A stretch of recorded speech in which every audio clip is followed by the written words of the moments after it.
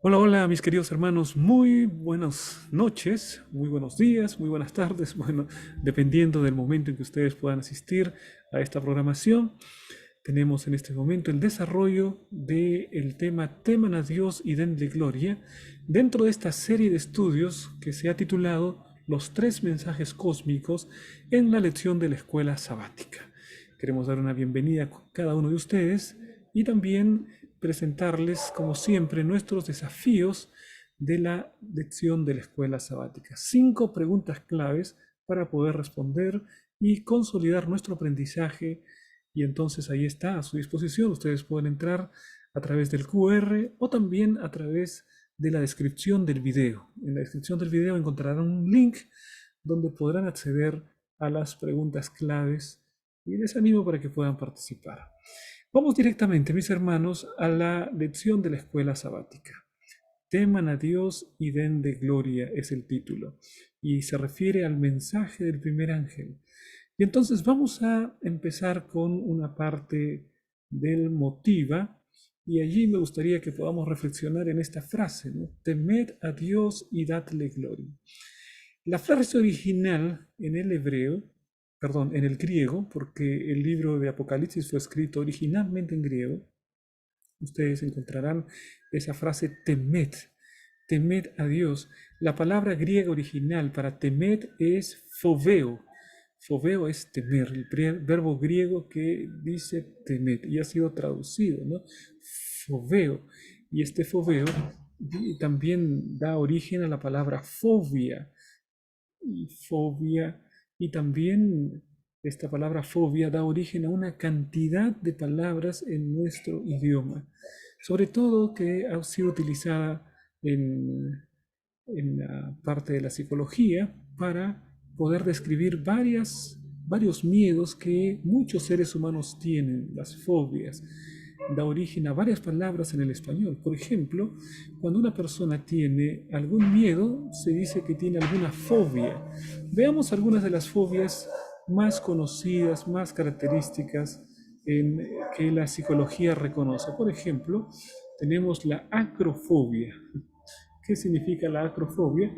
Aquella persona que le tiene miedo a las alturas y entonces está padeciendo de acrofobia. No sé si alguno de nosotros aquí tiene miedo a las alturas. Bueno, el padecimiento que tiene entonces es la acrofobia.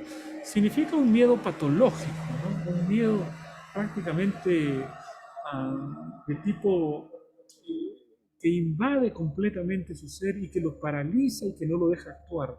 Eso sería la acrofobia. También hay otro miedo que es conocido como el de la aracnofobia, es decir, el que tiene un terror, un pánico a las arañas. Las arañas lo dejan paralizado y no sabe qué hacer, es la aracnofobia. Pero hay muchos otros tipos de fobias que la ciencia reconoce. Por ejemplo, hay también lo que se conoce como claustrofobia. La claustrofobia es el miedo a estar encerrado, a estar en círculos o en lugares bastante pequeños y entonces la persona se siente encerrada, se paraliza, se aterra. Es el caso de alguien que haya quedado en el ascensor o que tiene miedo a estar en el ascensor e inmediatamente le viene una cantidad de problemas porque esta persona cree que hay algo malo que le podría pasar por estar encerrado allí y esto se llama la claustrofobia. El miedo a estar en lugares pequeños y encerrado en ese lugar, ¿no? Pero no es el único miedo. Miren ustedes, por ejemplo, se habla también acerca del miedo a la noche y se le llama miedo a la oscuridad, ¿no? Que es la nictofobia. No sé si alguno habrá padecido en este momento también la nictofobia, el miedo a la oscuridad. De niños muchos tenemos miedo a la oscuridad, ¿no? Y algunos dicen, tengo miedo. Y algunos niños dicen, papá, tengo miedo a la oscuridad. Pero hijo, ¿por qué? ¿Por qué tienes miedo? ¿Qué es lo que pasa? Y el hijo dice, no sé, en la oscuridad parece que uno puede pensar que hay monstruos, que hay el cuco, ¿no? El miedo a la oscuridad. Eso se llama la nictofobia. Pero hay otros miedos. Por ejemplo, no sé si alguna vez has escuchado de alguna persona que tiene miedo al matrimonio. El miedo al matrimonio también tiene su nombre. Eso se llama la gamofobia, miedo al matrimonio, ¿no? Así que podría ser que alguna de las personas que permanecen allí como solteros empedernidos, podría ser que le tengan miedo al matrimonio, o sea que padezcan de gamofobia. Pero hay otro miedo, mira, nunca había escuchado yo de este miedo y es muy interesante este miedo. Hay el miedo que algunos hombres padecen a las mujeres bonitas, a las mujeres hermosas. Y este miedo se llama caliginefobia. Es el miedo que algunos hombres tienen a las mujeres hermosas, y entonces se quedan paralizados, no saben qué decir, se incentiva, se les suben las medidas de timidez completamente, ¿no? Caliginefobia. Puede ser que uno padezca esa fobia. Bueno, y también hay otra fobia de la cual seguramente nunca habías escuchado. Mire cómo se llama esta fobia. Se llama hexacoisioetsecontaexafobia. Vamos a repetir, es una fobia con un nombre bastante largo, ¿no? Hexacosioetsecontaexafobia. Allí está en el inglés, ¿no? Perdón, está en el idioma griego. Hexakosioi significa 600. Hexeconta significa 60 y hexa significa 6, es decir, 666. Es decir, esa hexakosioi hexeconta hexafobia es el miedo al número 666. Hay personas que tienen miedo a ese número, ¿no?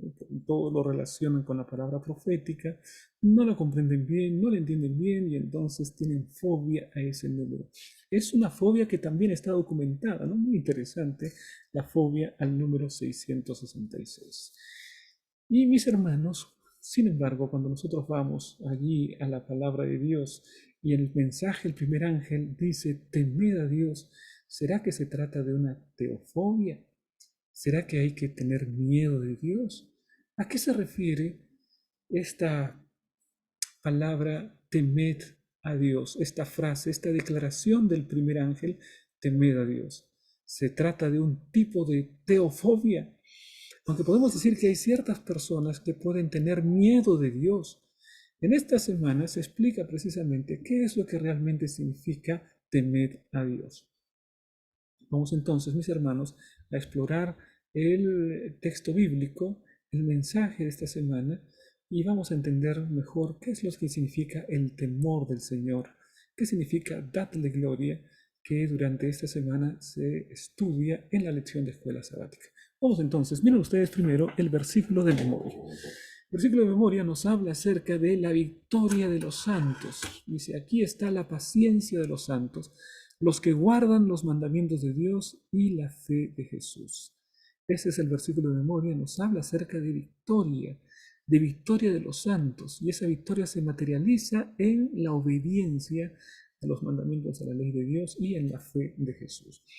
Bien, vamos entonces, mis hermanos, a dar una visión panorámica a la lección de la escuela sabática, ¿no?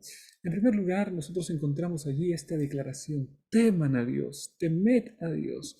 Vean ustedes en la palabra de Dios, Apocalipsis 14:7, diciendo a gran voz, temed a Dios y dadle gloria, porque la hora de su juicio ha llegado, y adorad a aquel que hizo el cielo y la tierra, el mar y las fuentes de las aguas. Este es el mensaje del primer ángel.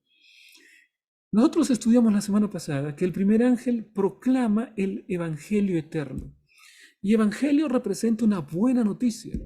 Y miren ustedes cómo cuando el ángel abre la boca y dice, temed a Dios, esta declaración no parece una buena noticia, ¿no? Sin duda, cuando el mensaje del primer ángel nos predica el Evangelio eterno, lo primero que viene es una declaración de miedo. Entonces no parece una buena noticia. ¿Qué significa temer a Dios? Evidentemente, temer a Dios tiene que ver con el poner en el primer lugar, en la prioridad de nuestra vida, al Dios creador, al Dios de los cielos y la tierra. Es exactamente lo opuesto a lo que hizo Satanás en el momento que entró el pecado en el universo. Miren ustedes Isaías capítulo 14, versículos 13 y 14.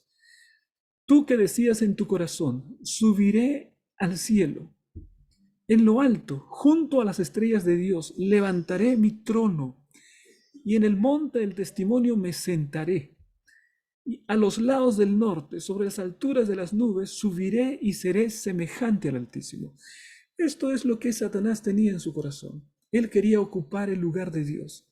Él quería hacer un golpe de estado en el universo. Él quería levantar su trono. Quería levantarse en el monte, sentarse en el monte del testimonio, en el trono. Y además decía que quería ser semejante al Altísimo.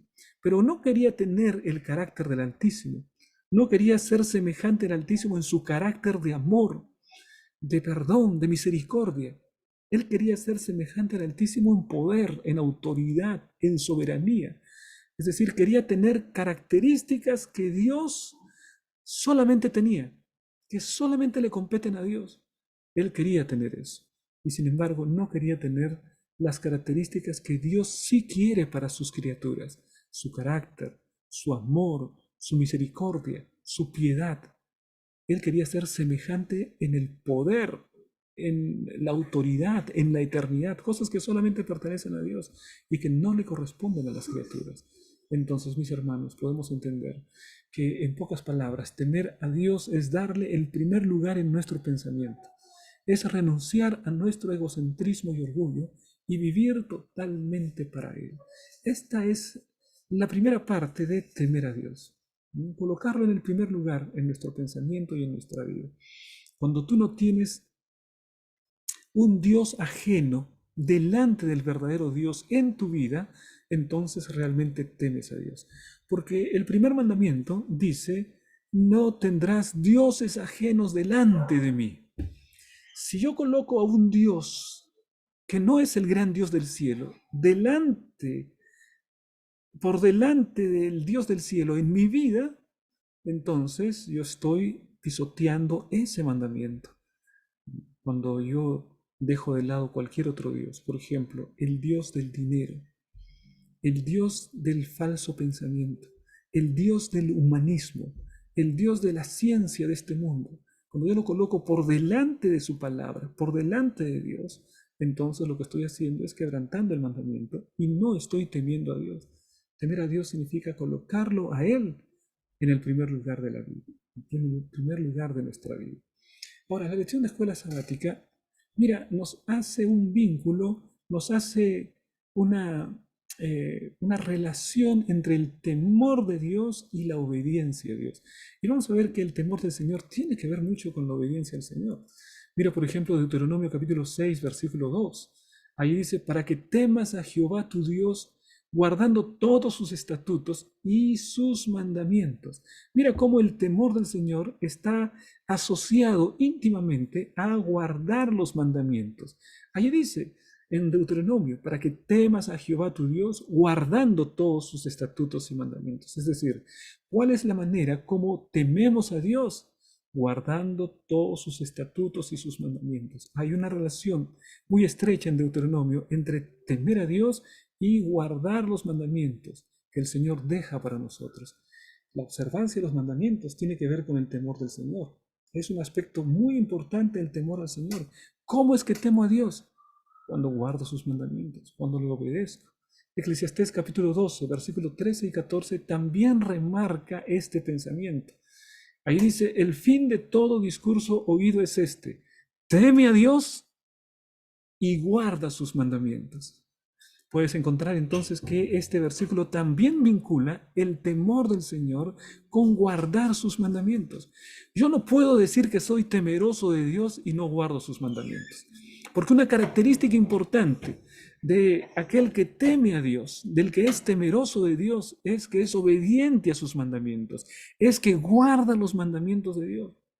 Y más adelante dice: porque Dios traerá toda obra a juicio. Es interesante porque el mensaje del primer ángel también habla de temer a Dios, dadle gloria, porque la hora de su juicio también lo liga, lo vincula con la idea de un juicio.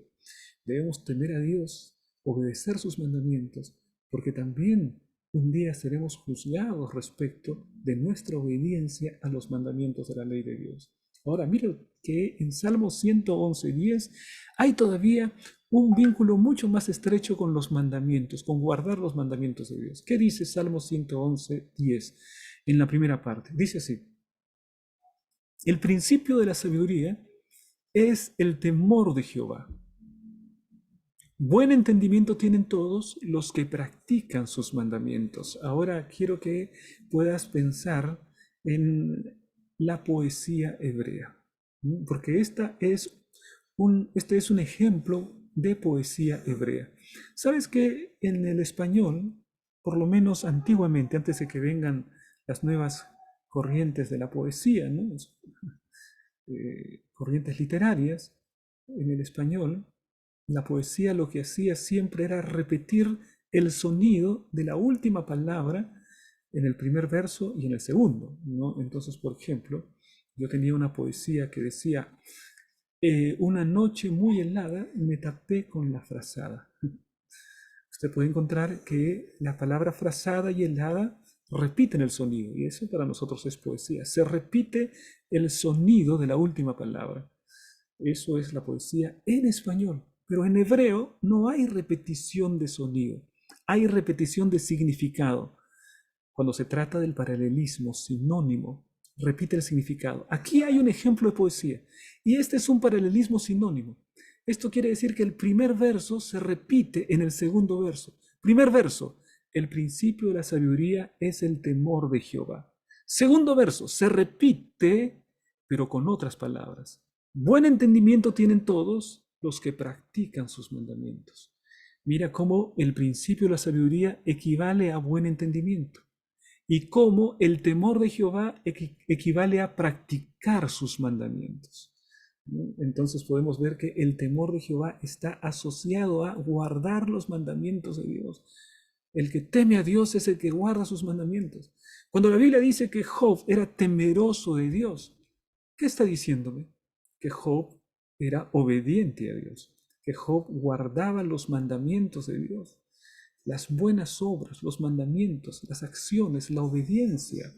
Ahora mira cómo Efesios deja un lugar, un espacio para las buenas obras, porque algunas personas dicen, no es necesario las buenas obras. Es decir, no es necesario obedecer la ley de Dios, porque ahora ya estamos nosotros bajo la gracia, ya no estamos bajo la ley. Y si tú guardas la ley, entonces eres legalista. Vives todavía bajo la ley, bajo la condenación de la ley.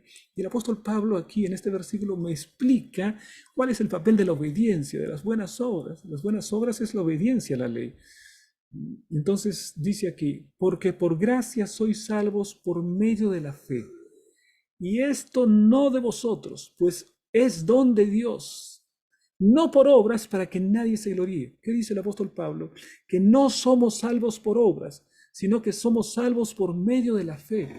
Y entonces alguno dice por ahí, amén, ¿no ven? ¿No ven? Ya no es necesario las obras, porque ahora estamos bajo la gracia. Ya no debes obedecer la ley. Y es verdad. Aquí el apóstol Pablo dice, no eres salvo por obras. No eres salvo por obras para que nadie se gloríe. Pero ahora mira lo que dice la siguiente parte del versículo. Porque somos hechura suya. Es decir, una vez que venimos delante del Señor, el Señor nos transforma completamente. Somos creados de nuevo. Y esa nueva creación es hechura de Dios. Porque somos hechura suya, creados en Cristo Jesús para buenas obras, las cuales Dios preparó de antemano para que anduviésemos en ella. Aquí entonces están las buenas obras.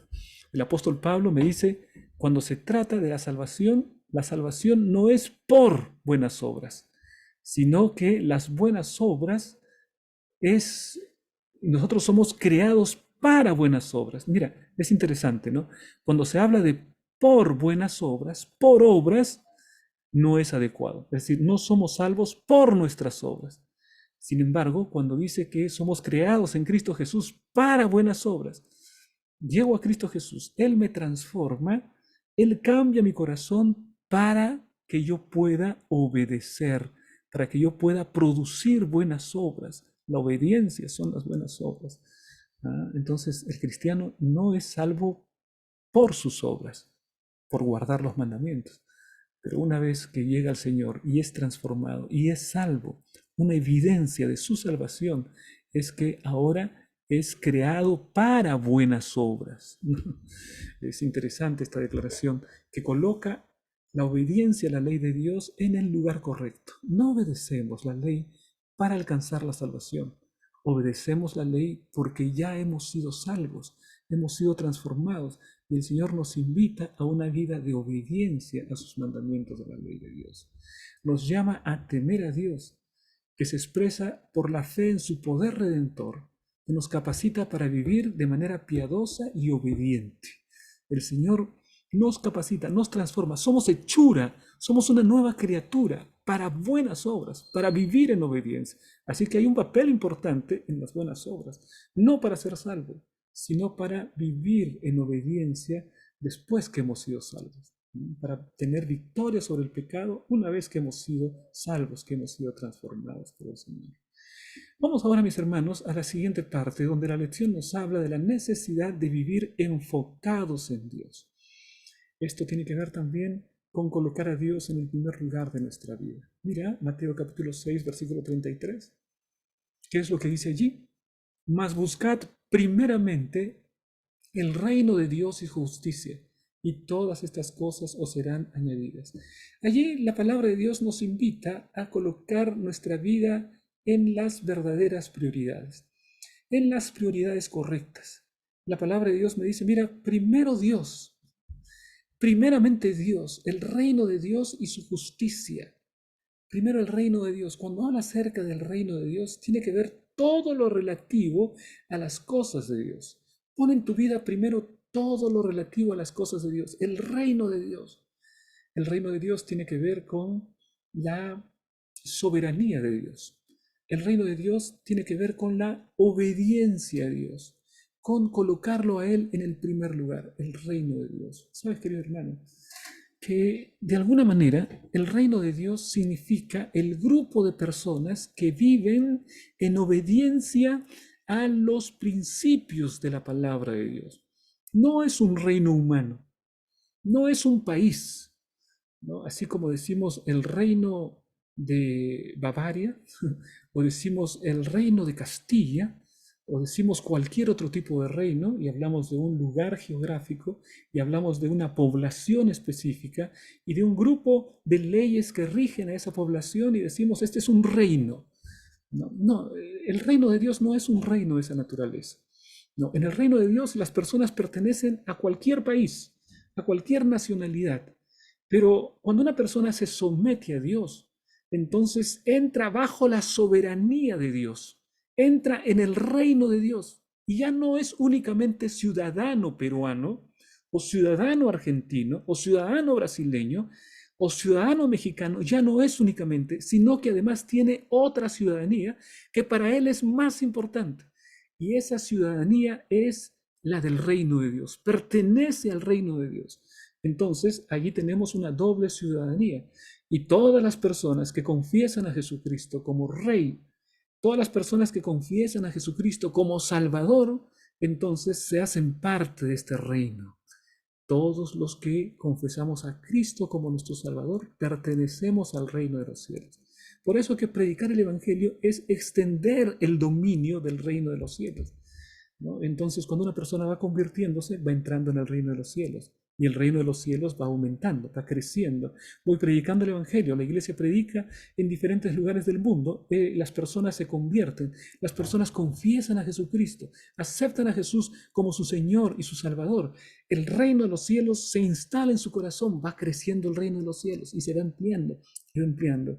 Y sabes, cuando venga el Señor Jesucristo, finalmente esos redimidos que aceptaron a Jesús tendrán el reino por la eternidad, se establecerá definitivamente y todos los reinos terrenales acabarán y solo permanecerá el reino de los cielos.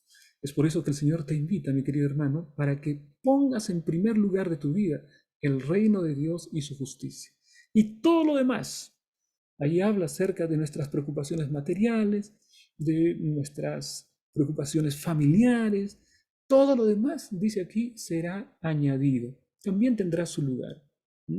Pero lo más importante en nuestra vida tiene que ser vivir para el reino de Dios y su justicia. Qué hermosa declaración, qué preciosa esta declaración.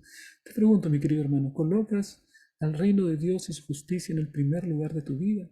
¿Está dentro de tu primera gran preocupación? Cuando te levantas, ¿es Dios tu primer pensamiento?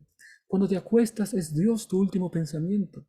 Cuando te conduces como un trabajador, ¿trabajas como Dios quiere, reflejando el carácter de Dios en tu propia vida?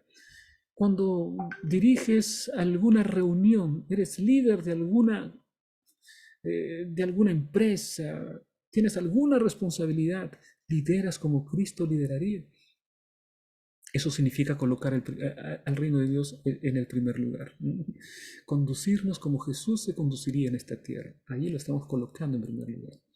Ahora mire cómo esta obediencia y esta lealtad al Señor Jesús significa también cuando lo contemplamos plenamente en nuestra vida. Dice en Hebreos capítulo 12, versículos 1 y 2. Vamos a leer la parte que corresponde. Puestos los ojos en Jesús, el autor y el consumador de la fe, el cual por el gozo puesto delante de él sufrió la cruz, menospreciando el oprobio, y se sentó a la diestra del trono de Dios. ¿Qué significa vivir la vida cristiana? Significa vivir en este mundo, pero teniendo la mirada puesta en el Señor Jesucristo. Colocarlo a Él como el modelo. Si soy padre, Cristo es mi modelo. Si soy hijo, Cristo es mi modelo. Si me conduzco en este mundo como estudiante, entonces Cristo es mi modelo. Si soy amigo, Cristo es mi modelo. Cristo es el modelo para el cristiano. Por eso es que mis ojos deben estar puestos en Él, porque Él es el autor de la fe. Es decir, autor de la fe significa que mi fe ni siquiera es mía, sino que es algo que Dios ha colocado en mi propia vida. Él es el autor de la fe que yo tengo. Y cuando dice que es consumador de la fe, quiere decir que esta fe, esta creencia, la fe es la certeza de aquello que se espera. En un tiempo, eso que yo espero, la manifestación de Cristo, que coloco mi fe y mi confianza en que Cristo un día vendrá, Él será consumador. Es decir, un día esa fe se concretará y yo ya no necesitaré de tener fe para contemplarlo, porque lo estaré contemplando directamente. Ahora, porque no lo veo, necesito de la fe, de que Jesucristo está a mi lado. Pero cuando Jesucristo venga, Cristo estará a mi lado directamente y no necesitaré de la fe, porque la fe es la certeza de lo que se espera, la convicción de lo que no se ve. Pero ese día estaré viendo directamente a Jesús. Entonces, mi querido hermano, hay que vivir en esta vida contemplando cada día, dirigiendo nuestra vida, tomando decisiones conforme a lo que la palabra de Dios me presenta. La batalla final en el gran conflicto entre el bien y el mal es por el control de nuestros pensamientos. Finalmente, allí, quien controla mis pensamientos es lo que revela en qué parte, en qué bando del conflicto yo me encuentro. ¿Cuáles son los pensamientos que yo tengo? ¿Los pensamientos que yo tengo están dirigidos por el Señor Jesucristo? ¿O será que mis pensamientos están dirigidos por Satanás? ¿Qué es lo que yo hago cuando nadie me ve? ¿Cuáles son mis hábitos? ¿Será que hay un vicio que está destruyendo mi vida? ¿Será que no puedo gobernar mis propios pensamientos y dejo que pensamientos negativos, pensamientos pecaminosos, pensamientos destructivos hagan parte de mi ser, de mi vida diaria y gobiernen mi corazón? ¿Qué pasa si un hombre casado, por ejemplo, empieza a tener pensamientos respecto de una mujer que no es su esposa? Y entonces va él acariciando esos pensamientos, pensamientos pecaminosos, porque la palabra de Dios me dice que el adulterio es pecado. Pero si yo estoy cultivando esos pensamientos, cultivando, ¿no? Y deseando y codiciando la mujer de mi prójimo, faltando también ese mandamiento de la ley de Dios, un día ese pensamiento que tanto estoy acariciando y que tanto estoy cultivando, lo voy a llevar a la práctica, ¿no? Y ya pasará de ser un pecado directamente en el pensamiento a ser un pecado en la práctica, en el hecho. Y así estaré fallando en dos tremendos mandamientos, destruyendo por completo la ley de Dios y la voluntad de Dios para nuestra vida. El pensamiento. El pensamiento, por eso, es el campo de batalla. ¿No? Cristo y Satanás luchan por el control de tus pensamientos y de mis pensamientos. ¿Sabes por qué? Sabes que en la palabra de Dios me dice que Elena de White, cuando habla acerca de lo único que llevaremos al cielo, dice es nuestro carácter. ¿Pero qué es el carácter? ¿Qué es el carácter? Bueno, el carácter es el conjunto de nuestros hábitos. El conjunto de nuestros hábitos forman el carácter y el carácter determina nuestro destino. Pero el conjunto de hábitos es mi carácter. Ahora, ¿qué es el conjunto de hábitos? ¿Qué es un hábito? Un hábito es un acto repetido. Cuando yo repito constantemente un acto, entonces lo que voy a tener es un hábito. Y el conjunto de hábitos que yo tengo es mi carácter. Así que mi carácter depende de los hábitos que yo cultivo. Los hábitos que yo cultivo dependen de los actos que yo realizo. Y los actos que yo realizo dependen del pensamiento que yo tengo. Entonces, el tipo de pensamiento que yo tengo va a determinar los actos que yo tengo en mi vida. Los actos van a determinar los hábitos y los hábitos van a determinar mi carácter. De manera, mi querido hermano, si tú quieres tener un carácter que puedas llevar al cielo, ¿dónde tiene que empezar la transformación? En el pensamiento. Y es en el pensamiento en donde se libra la gran batalla, el gran conflicto entre el bien y el mal. El gran conflicto, mis hermanos, no es de una guerra pavorosa donde Satanás lucha cuerpo a cuerpo contra los ángeles de Jesús y ese tipo de guerra. No, no, no. Se trata de una guerra que se libra por el control del pensamiento de una persona. Si yo voluntariamente entrego mi pensamiento a Jesús, entonces le estoy dando la victoria en mi corazón. El apóstol Pablo, cuando él habla acerca del pensamiento, dice, por tanto, todo lo bueno, todo lo justo, todo lo honesto, si hay algo digno de alabanza, si es digno, entonces, si es honesto, entonces dice, en esto pensad. Cuando yo digo, en esto pensad, estoy decidiendo a quién le entrego mis pensamientos. Y si yo decido por Jesús, le estoy dando la victoria a Jesús en mi corazón. Y Él es victorioso en mi corazón. Queridos hermanos, necesitamos tener victoria en nuestros pensamientos, entregándoselas completamente a nuestro Señor Jesucristo.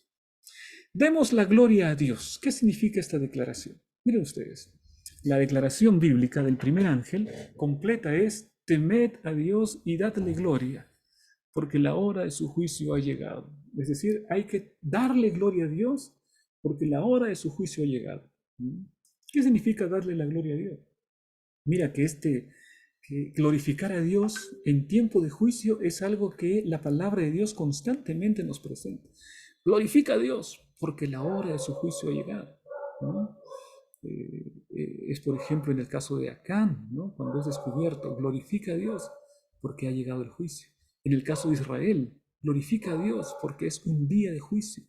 Y aquí en el mensaje del primer ángel, dadle la gloria porque es un día de juicio. En el libro de, aquí está mal el versículo, este versículo pertenece al libro de Apocalipsis, ¿no? Cuando dice, aleluya, salvación, honra y gloria y poder son del Señor. Glorifica al Señor. ¿Por qué? Porque sus juicios son verdaderos y justos. Es decir, aquí se habla de glorificar el nombre de Dios en tiempo de juicio. Aquí está el texto bíblico, ahora sí. Apocalipsis 19, 1 y 2. Glorificarlo en tiempo de juicio. Aleluya, salvación, honra y gloria, porque sus juicios son verdaderos. Mis queridos hermanos, este mensaje nos presenta la realidad en que vivimos. Vivimos en tiempo de juicio. Este mensaje es predicado en el tiempo en que nuestro destino eterno está en el santuario, jugándose en el santuario celestial porque Cristo está examinando cada caso. El jueces en todos los libros fueron abiertos, dice la palabra de Dios. Entonces, efectivamente, aquí encontramos que estamos viviendo en tiempo de juicio. Y si vivimos en tiempo de juicio, glorifica a Dios. Glorifica el nombre del Señor. ¿Qué significa glorificar el nombre del Señor? Dátele gloria. Glorificarle a Dios, mi querido hermano, significa que nosotros debemos incorporar en nuestra propia vida los rasgos del carácter de Dios. Cuando tú amas como Dios ama, estás glorificando el nombre de Dios. Más allá de decir gloria a Dios, aleluya, no solo las palabras. Cuando amas como Dios ama, glorificas el nombre de Dios. Cuando perdonas como Dios perdona, glorificas el nombre de Dios. Cuando eres un padre que ama a sus hijos como Dios los ama, estás glorificando el nombre de Dios. Eres un padre según el corazón de Dios. Cuando eres un esposo que trata a su esposa como Cristo la trataría, entonces estás glorificando el nombre de Dios. Cuando eres una esposa que trata a su esposo como Cristo lo trataría, entonces estás cultivando el carácter de Cristo en tu vida y eso significa que estás glorificando a Dios. La gloria de Dios, mis hermanos, glorificar su santo nombre, no es solo decir gloria a Dios, aleluya.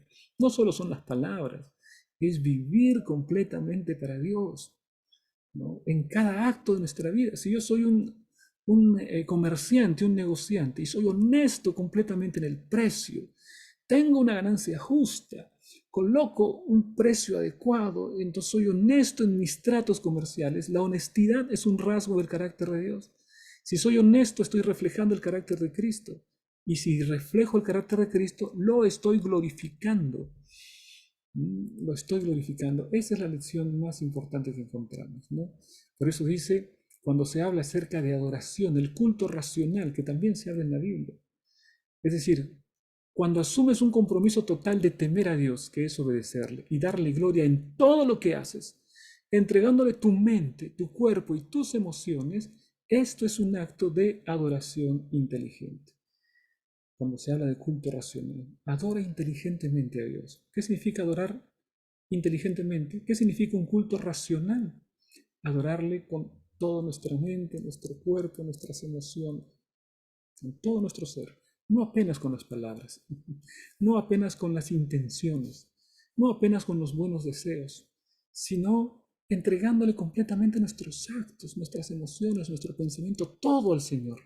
Vivir y reflejar en mi vida el carácter de Cristo significa que le glorifico a Él. Glorificarle es incorporar los rasgos del carácter de Jesús a mi propio carácter. Y así le glorifico. Por eso tiene que ver con la vida entera. Tiene que ver con todos los pensamientos, con todas las acciones, con todas las actitudes. Por eso el apóstol Pablo dice, si pues coméis o bebéis o hacéis otra cosa, hacedlo todo para la gloria de Dios. Eso es glorificar el nombre de Dios. Allí nosotros estamos glorificando el nombre de Dios. Ahora vamos a ir a la última parte, mis hermanos, que nos habla acerca de los vencedores, los victoriosos del libro de Apocalipsis. Veamos. Mira cómo Apocalipsis 14:12 nos habla de un grupo de vencedores, los que perseveran. Dice aquí está la paciencia de los santos. ¿Quiénes son los santos? Los que guardan los mandamientos de Dios y la fe de Jesús. Dos características, ¿no? La palabra paciencia a veces es mal entendida en relación con lo que dice la palabra de Dios. Paciencia no significa un aguante indeterminado. Paciencia significa más que todo perseverancia, convicciones en poder obedecer los mandamientos, ¿no? Perseverar es paciencia. Pacientemente esperé a Jehová, perseverantemente esperé a Jehová, ¿no? Entonces, aquí está la perseverancia, es decir, en medio de la más grande crisis que se desata sobre el mundo, el pueblo de Dios persevera. El pueblo de Dios no se da por vencido. El pueblo de Dios guarda los mandamientos y la fe de Jesús.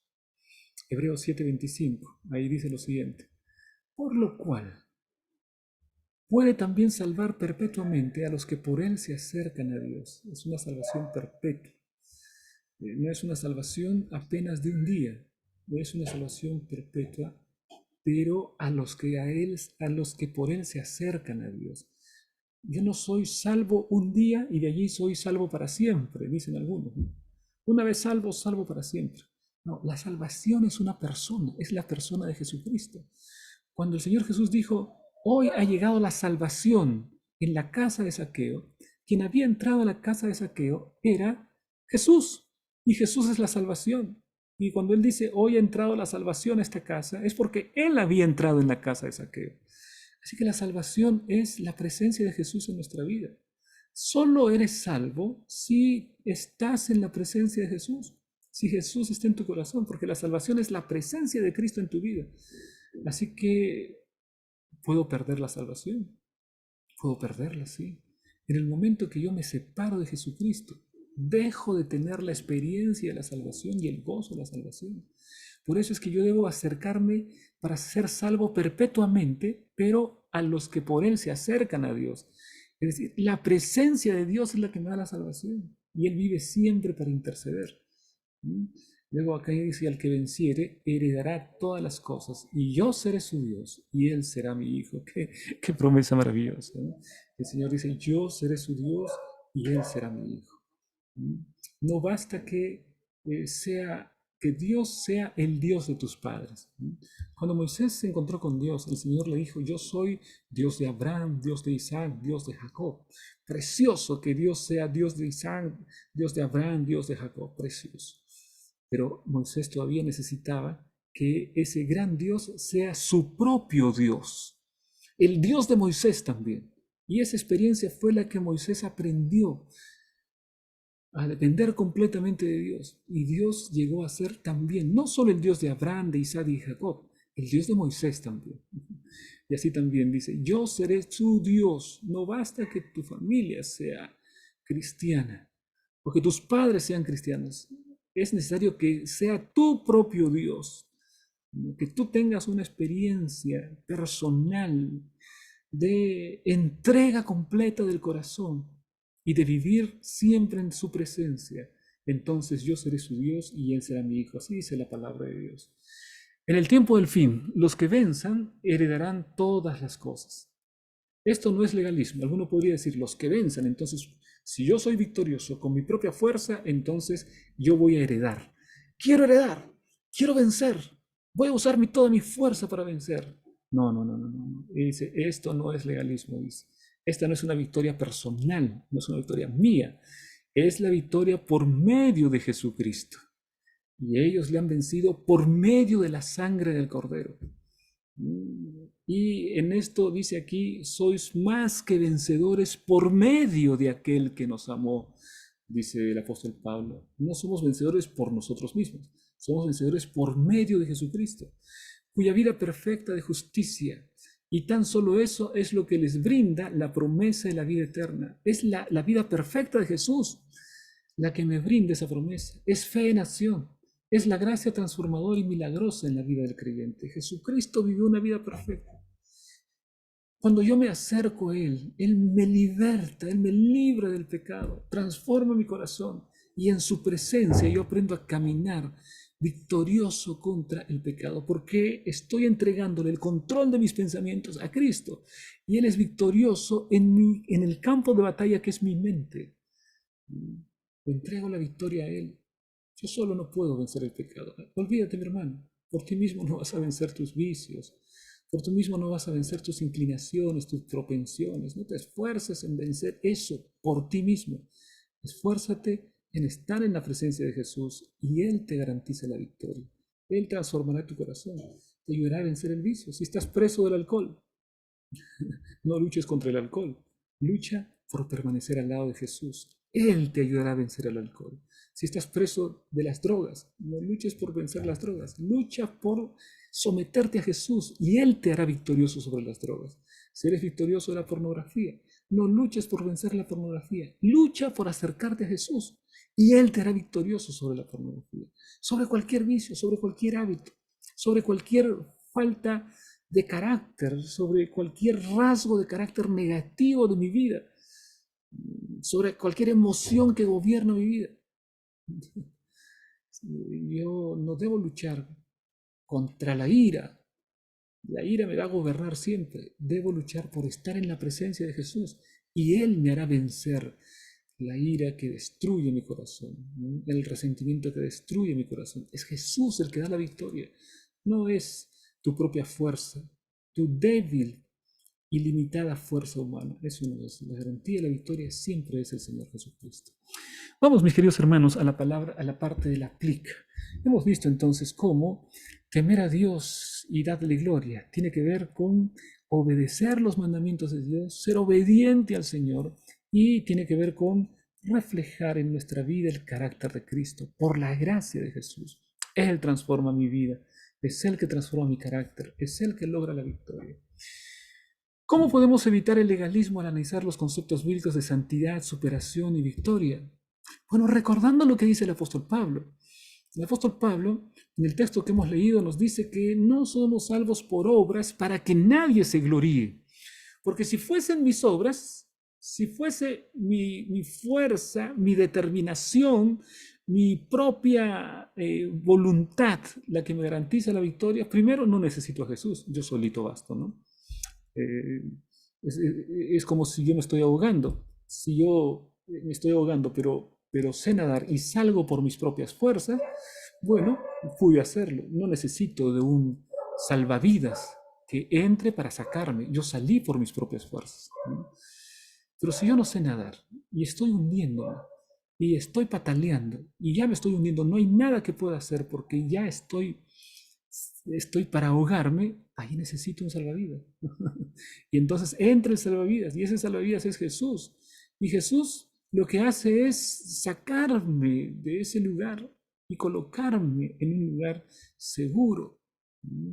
Así que si Jesús es que me ha salvado, yo no tengo por qué gloriarme. Ah, yo salí solito de la laguna que me estaba hundiendo, solito porque tuve fuerzas para nadar.